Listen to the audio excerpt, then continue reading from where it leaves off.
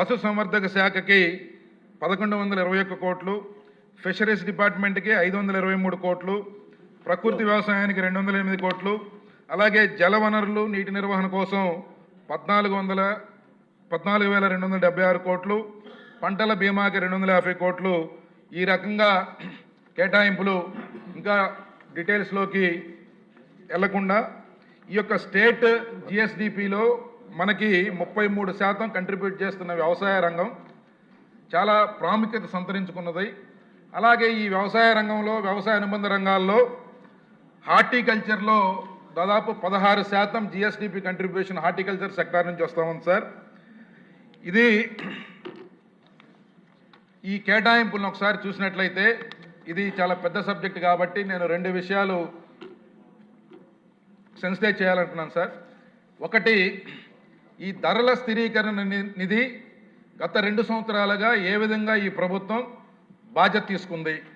2, వ్యవసాయ రంగానికి 33% వ్యవసాయ రంగం కంట్రిబ్యూషన్ అయితే దాదాపు హార్టికల్చర్ కింద 16%, అంటే దాదాపు సగానికి దగ్గరగా హార్టికల్చర్ రంగం నుంచి వస్తూ ఉంది. ఈ 2 ప్రాముఖ్యత కలిగిన రంగాల మీద కొంచెం మాట్లాడదలుచుకున్నాను సార్. ఈ యొక్క ధరల స్థిరీకరణ నిధి గతంలో నేను ఇదే అసెంబ్లీలో చూశాను.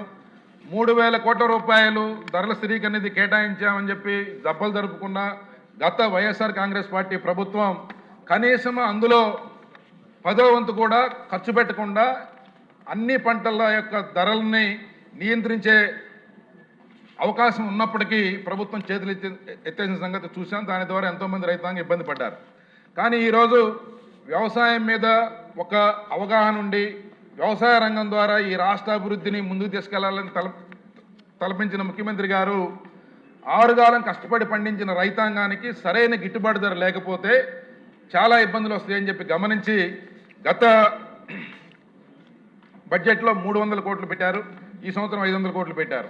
కానీ గత బడ్జెట్లో 300 కోట్లు పెట్టినప్పటికీ సుమారుగా 600 కోట్ల రూపాయలకు పైగా మన ప్రభుత్వం ఆ స్థిరీకరణ నిధిలో యూటిలైజ్ చేసి ముఖ్యంగా బనానా కానీ, మామిడి కానీ, ఉల్లి కానీ, అలాగే బర్లీ పొగాకు ఈ పంటలకి రేటు తగ్గినప్పుడు 100 కోట్ల రూపాయలు హెచ్చించి ఆ రైతాంగాన్ని కాపాడుకుంది. నేను పూర్తిగా వ్యవసాయ ఆధారిత నియోజకవర్గాన్ని రిప్రజెంట్ చేస్తున్నాను సార్.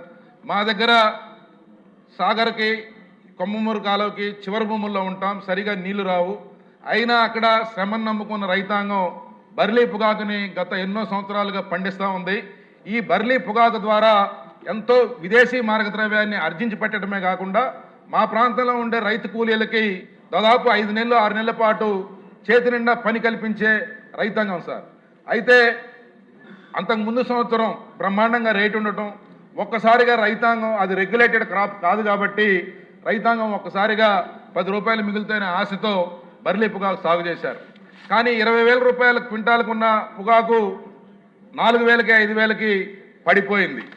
ఆ విషయాన్ని గౌరవ ముఖ్యమంత్రి వర్యులు మా ప్రాంతానికి ఒక ప్రోగ్రాంకి వచ్చినప్పుడు వారి దృష్టిలో పెడితే ఇమ్మీడియట్గా వారు ప్రిన్సిపల్ సెక్రటరీ అగ్రికల్చర్ దగ్గర నుంచి కింద కమిషనర్ అగ్రికల్చర్ దగ్గర నుంచి అందరు అధికారులని ఫీల్డ్కి పంపించి గౌరవ మంత్రివర్యులు అచ్చెన్నాయుడు గారు దాదాపు 4 సార్లు